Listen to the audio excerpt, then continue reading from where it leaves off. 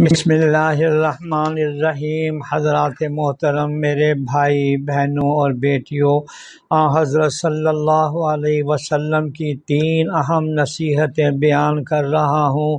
2 میں نے بیان کر دی ہے، تیسری اہم ہدایت یہ کی گئی کہ زبان اللہ نے عظیم الشان نعمت کے طور پر ہم کو عطا فرمائی ہے۔ اس کی قدر کرنے والے اور اس کا صحیح استعمال کرنے والے بننا چاہیے۔ یوں تو اللہ کی ہر نعمت بے بدل اور بے مثال ہے، اس کی کوئی قیمت نہیں لگائی جا سکتی، اس کا کوئی عوض نہیں دیا جا سکتا، لیکن زبان کی شکل میں اللہ نے جو نعمت انسان کو عطا فرمائی ہے، اس کی قدر و منزلت کا تو انسان اندازہ ہی نہیں لگا سکتا۔ کتنا استعمال کرتا ہے انسان اپنی زبان کو، پیدائش سے لے کر موت تک برابر انسان کی زبان چلتی رہتی ہے، لیکن اللہ کی قدرت ہے کہ اس کو نہ کسی تیل کی ضرورت ہے، نہ گریسنگ کی ضرورت ہے، نہ اور کسی چیز کی ضرورت ہوتی ہے۔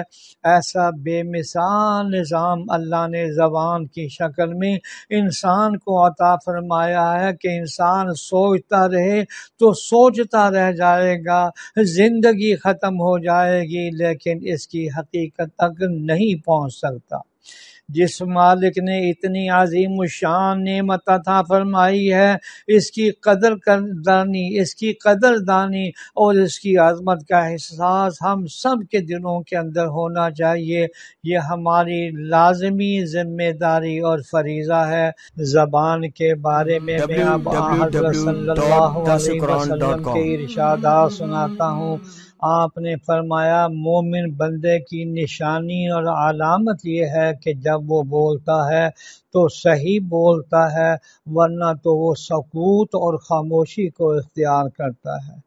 قرآن پاک میں ارشاد فرمایا گیا، ما یلفظ من قول الا لدیہ رقیب عتید، سورہ قاف میں ہے، یعنی دائیں اور بائیں بازوؤں پر اللہ کی طرف سے بٹھائے گئے فرشتے انسان کی زبان سے نکلنے والے ہر بول کو اور قول کو لیتے رہتے ہیں، لکھتے رہتے ہیں۔ اچھائیوں کے لکھنے پر مامور فرشتہ اچھائیوں کو لکھتا ہے، اور برائیوں کو لکھنے پر مامور فرشتہ برائیوں کو لکھتا ہے۔ جو بول بھی انسان اپنی زبان سے بولتا ہے، اللہ کی طرف سے مقرر کردہ فرشتہ اسے محفوظ کر لیتا ہے کہ کب کتنے منٹ پر کتنے سیکنڈ میں انسان کی زبان سے کیا جملہ نکلا، اور یہ سارا ریکارڈ تیار ہو رہا ہے، اور ایک دن وہ آئے گا، اللہ کی جانب سے ہمارا کچا چٹھا سامنے پیش کر دیا جائے گا، انسان کی زندگی کا منٹ کا حساب نکل کر سامنے آ جائے گا۔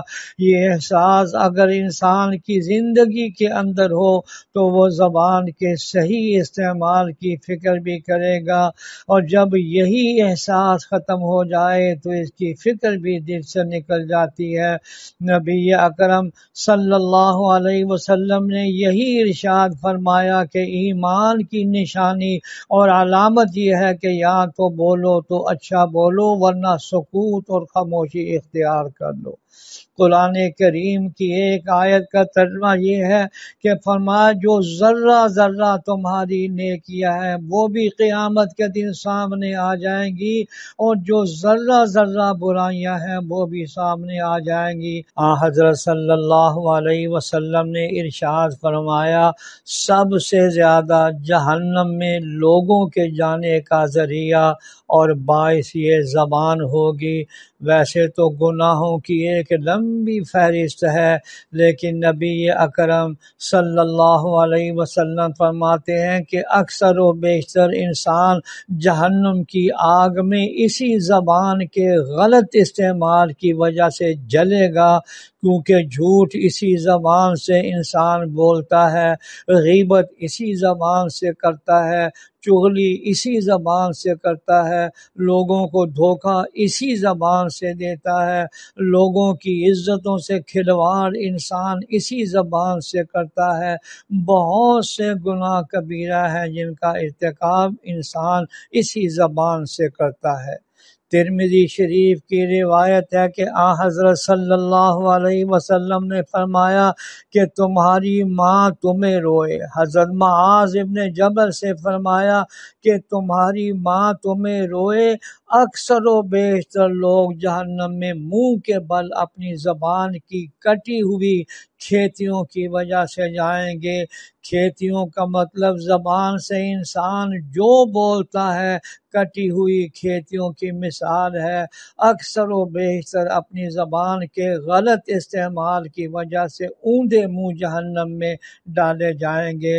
اور قربان جائیں جناب رسول اللہ صلی اللہ علیہ وسلم نے 2 حرف، یہ 2 کلمے فرمایا من صمت نجا، جس نے خاموشی اختیار کر لی وہ نجات پا گیا۔ اس لیے کہ جب آدمی زیادہ بولے گا تو زیادہ غلطیاں اس سے ہوگی، اور کم سے کم بولے گا تو کم سے کم غلطیوں کا امکان ہوگا۔ اللہ جل شانہ ہمیں زبان کی حفاظت کرنے کی توفیق عطا فرمائے، آمین یا رب العالمین۔